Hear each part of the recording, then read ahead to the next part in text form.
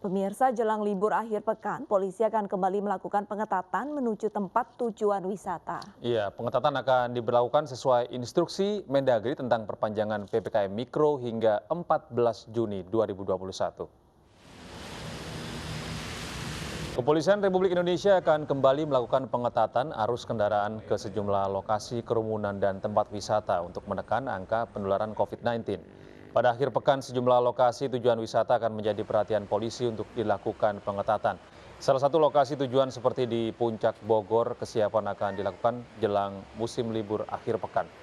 Dalam tinjauan kesiapan libur akhir pekan, Kakor Lantas Polri Irjen Pol Istiono menegaskan polisi akan melaksanakan akselerasi vaksinasi dan tes antigen untuk tetap dapat menekan angka penularan COVID-19. Polri tetap melakukan upaya-upaya pencegahan dan pengendalian COVID-19. Dengan dasar instruksi Mendagri nomor 12 tahun 2021 tentang perpanjangan PPKM Mikro berbasis mikro dan mengoptimalkan posko penanganan COVID-19 di tingkat desa dan kelurahan. Pembubaran orkes dangdut di sebuah tempat wisata di Klaten, Jawa Tengah diwarnai kericuhan. Dua orang yang sedang mabuk ini justru menyerang petugas.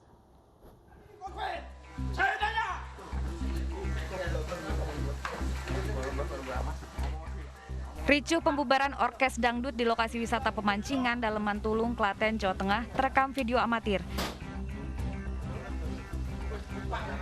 Pertunjukan orkes dangdut dibubarkan polisi karena menimbulkan kerumunan dan melanggar protokol kesehatan.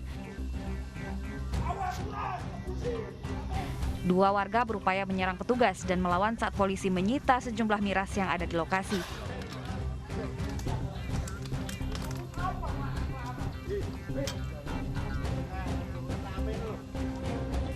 Dua warga yang melawan petugas itu ditangkap polisi.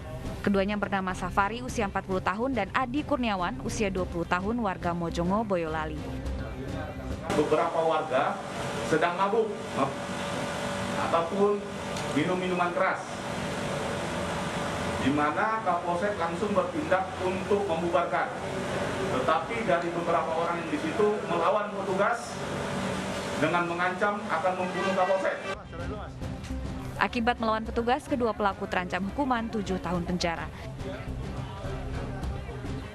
Dari Klaten, Jawa Tengah, Saiful Effendi, iNews melaporkan.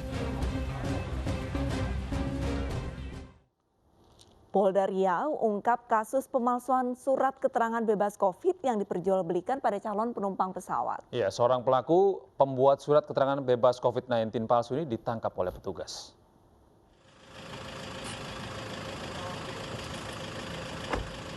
Polisi membawa seorang tersangka penjual surat keterangan bebas COVID-19 palsu ke kantor Direktorat Reserse Kriminal Umum Polda Riau untuk dilakukan pemeriksaan. Pria berinisial N ini sehari-hari berprofesi sebagai calo tiket pesawat di Bandara Sultan Syarif Qasim II Pekanbaru.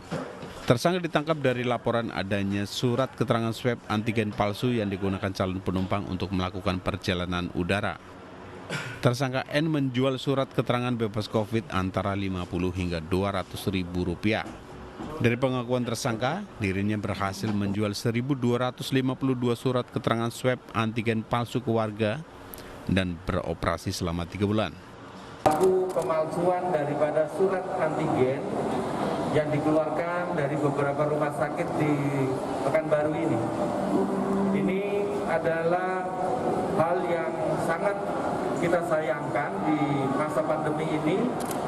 Ada pihak-pihak yang mengambil keuntungan dengan cara pintas mengeluarkan surat antigen yang kemudian dipergunakan untuk perjalanan menggunakan pesawat terbang. Hingga saat ini polisi masih mengembangkan kasus ini karena diduga tersangka tidak bekerja sendiri dalam melakukan aksinya. Dari Pekanbaru Riau, Indra Yose Rizal, iNews melaporkan.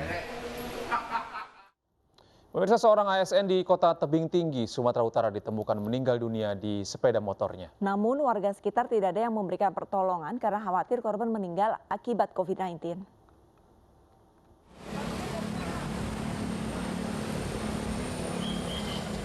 Warga di sekitar Masjid Agung Kota Tebing Tinggi dikagetkan dengan penemuan seorang pria yang meninggal dunia di atas motornya pada Jumat sore. Korban merupakan seorang ASN di kantor kecamatan Tebing Tinggi. Sebelum dievakuasi petugas, tidak ada warga yang berani mendekat karena khawatir korban meninggal karena COVID-19.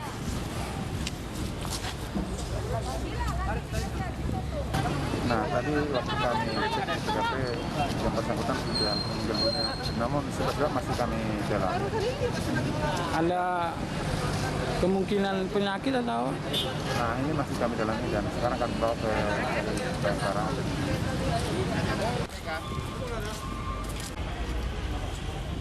Jenazah korban kemudian dievakuasi ke Rumah Sakit Bayangkara Kota Tebing Tinggi untuk divisum.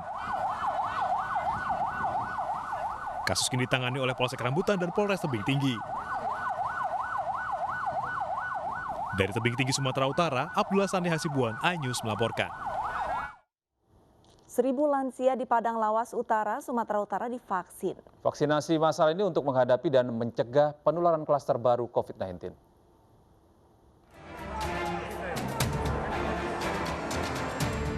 Dengan menerapkan protokol kesehatan, 1.000 lansia di Padang Lawas Utara, Sumatera Utara mendapat suntikan vaksin di Aula Gedung Serbaguna Padang Lawas. Dengan antusias, para lansia ini senang menunggu giliran untuk divaksin. Sebelum divaksin, tim medis terlebih dahulu memeriksa kesehatan lansia, mulai dari tekanan darah hingga kondisi tubuh. Para lansia mengaku tidak alami reaksi usai divaksin. Sebenarnya tidak ada reaksi negatif. Sebenarnya setelah divaksin, itu badan itu agak segar sedikit. Segar ya, Pak? Segar. Setelah divaksin? Oh, tidak biasa. Biasa-biasa, Bu? Oh, biasa-biasa. Sehat, Ibu ya? Sehat ya? Diharapkan tentu dengan adanya vaksinasi ini terjadi adanya imun di dalam tubuh seseorang, ya, sehingga terjadi herd immunity. Pesan kepada masyarakat? Tentunya kita berharap dengan adanya hal tersebut penyebaran pandemik dapat dicegah. Ditargetkan lansia yang berada di Kabupaten Padang Lawas dapat seluruhnya divaksin sehingga terhindar dari penularan COVID-19. Dari Padang Lawas Utara, Sumatera Utara, Abdul Rahman, iNews melaporkan.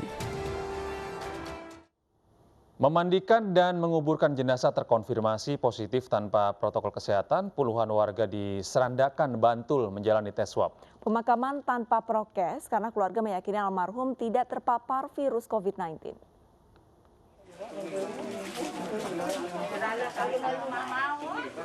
Sebanyak 28 warga Dusun Manyungan, Trimurti, Kecamatan Serandakan, Bantul, Jawa Tengah, harus menjalani uji swab PCR yang digelar Satgas Penanganan COVID. Uji swab PCR ini dilakukan setelah puluhan warga melaksanakan rukti jenazah dan pemakaman jenazah yang terkonfirmasi positif COVID-19 tanpa penerapan prokes pemakaman COVID-19. Warga melakukan proses pemakaman secara adat dan tanpa protokol pemakaman COVID-19. Pemakaman tanpa prokes tersebut dilakukan karena keluarga almarhum menyampaikan bahwa jenazah yang baru saja diambil dari Rumah Sakit Sarjito, Yogyakarta ini tidak terpapar COVID dan boleh dimakamkan tanpa prokes pemakaman COVID. Setelah jenazah dimakamkan, kegiatan dilanjutkan dengan tahlilan yang diikuti oleh puluhan warga. Akibat dari kejadian tersebut, Dinas Kesehatan Kabupaten Bantul melalui Puskesmas Serandakan Bantul melakukan tracing pada keluarga almarhum dan 5 orang dinyatakan positif COVID-19. Seperti biasa, kemudian kita kebumikan seperti biasa.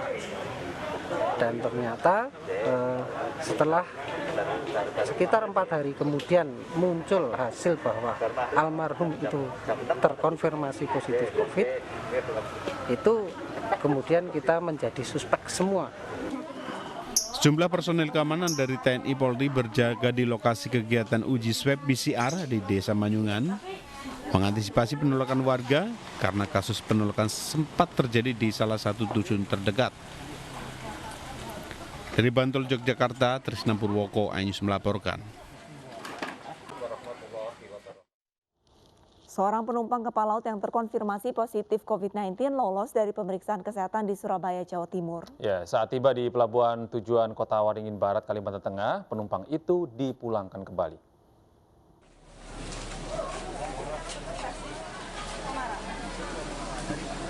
Seorang penumpang kapal laut lolos hingga pelabuhan tujuan padahal hasil surat swab PCR-nya dinyatakan positif.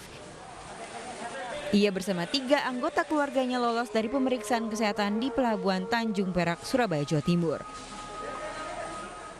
Bersama 88 penumpang lainnya pun tiba di Pelabuhan Panglima Utara, Kumai, Kota Waringin Barat, Kalimantan Tengah. Otoritas Pelabuhan Panglima Utara Kumai mengembalikan penumpang tersebut ke pelabuhan asal dan mengkarantina 1 keluarga di kapal. Jadi penumpang ini ada 3 keluarga, suami, istri, dan anak. Dan salah satunya terkonfirmasi positif dengan menggunakan hasil dokumen rapid test PCR positif. Selain itu, kapal Kencana 3 juga tidak diizinkan mengangkut penumpang hingga kendaraan. Seluruh kru kapal juga jalani swab PCR untuk memastikan penyebaran virus COVID-19. Dari Pangkalan Bun, Kabupaten Kota Waringin Barat, Kalimantan Tengah, Sigit Dakwan, iNews melaporkan.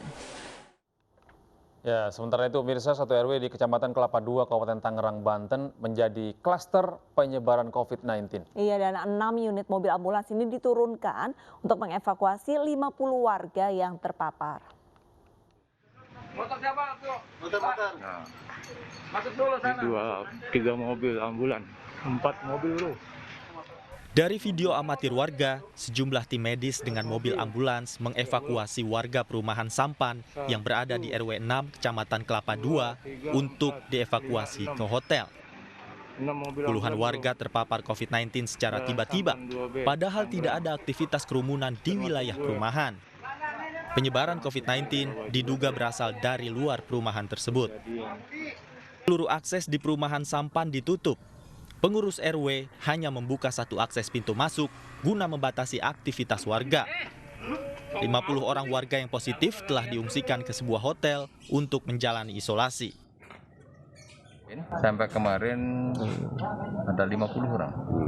50 orang itu terdiri dari RT 941, RT 11 9 orang. Yang saat ini sudah semuanya dibawa ke Hotel Yasmin untuk isolasi mandiri. Satgas COVID-19 Kabupaten Tangerang langsung melakukan pengawasan terhadap klaster lingkungan di Kecamatan Kelapa II ini untuk meminimalisir penyebaran COVID-19 yang lebih masif. Dari Kabupaten Tangerang, Banten, Aimarani, iNews melaporkan. Gubernur Jawa Tengah Ganjar Pranowo menyebut ledakan kasus COVID-19 di Kudus akibat adanya pasien yang ditemani keluarganya. Sementara menurut Pemkab Kudus, pasien yang ditemani keluarga hanya yang berkebutuhan khusus.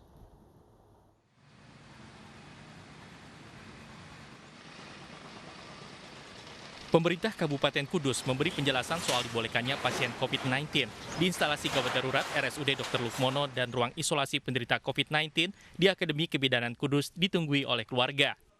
Bupati Kudus HM Hartopo mengatakan pasien COVID-19 dengan kondisi tertentu saja yang bisa ditunggui keluarganya di IGD RSUD, yakni pasien bayi, orang dengan gangguan jiwa, dan orang dengan kebutuhan khusus seperti pasien stroke.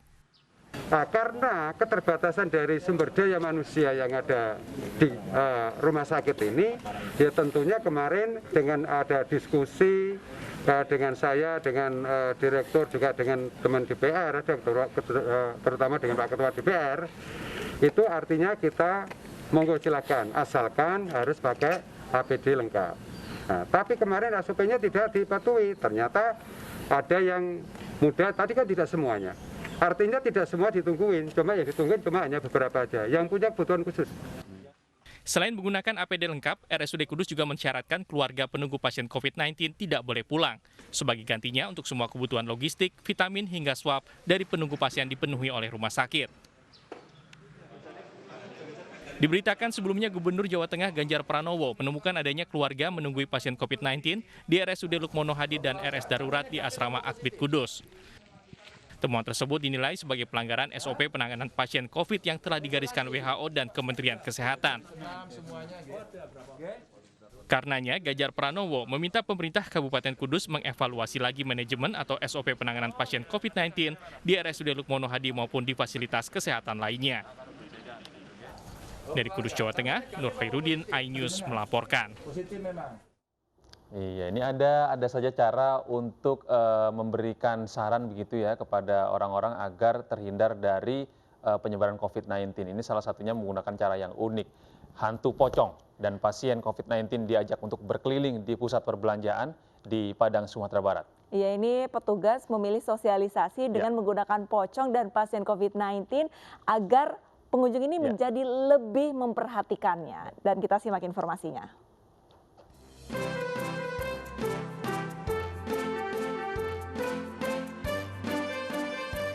Hantu pocong berjalan-jalan di pusat perbelanjaan. Pocong ini berjalan-jalan bersama pasien COVID-19, polisi, dan juga petugas kesehatan ber-APD lengkap. Aksi teatrikal ini menjadi salah satu bentuk sosialisasi petugas di Padang, Sumatera Barat untuk mengingatkan pentingnya penerapan protokol kesehatan. Tadi sasarannya ke pusat-pusat keramaian maupun kepada pengguna jalan untuk mengingatkan kembali bahwa apabila kita tidak menaati prokes, kita bisa terjangkit COVID dan akibatnya bisa sakit, dirawat di rumah sakit ataupun bisa meninggal. Hingga kini, Kota Padang masih berstatus zona oranye dengan jumlah pasien positif COVID-19 yang terus meningkat. Warga diminta disiplin mematuhi protokol kesehatan guna menekan penyebaran virus corona. Dari Padang, Sumatera Barat, Budi Sunandar, iNews melaporkan. Wah, kalau pocongnya sambil loncat-loncat mungkin orang-orang lebih takut lagi ya, Lisa. Iya, ini sayangnya pocongnya ini jalan. Jadi mungkin pengunjung juga melihatnya kayak, oke. Baiklah pemirsa, kita ke informasi selanjutnya. Tapi bagi Anda yang baru bergabung, kami akan kembali menghadirkan informasi yang sudah disiapkan oleh redaksi. Ya, seperti 7 orang utan yang dilepas liarkan ke hutan lindung Bukit Baka, Bukit Raya, Katingan, Kalimantan Tengah usai menjalani rehabilitasi selama belasan tahun. Kami akan kembali.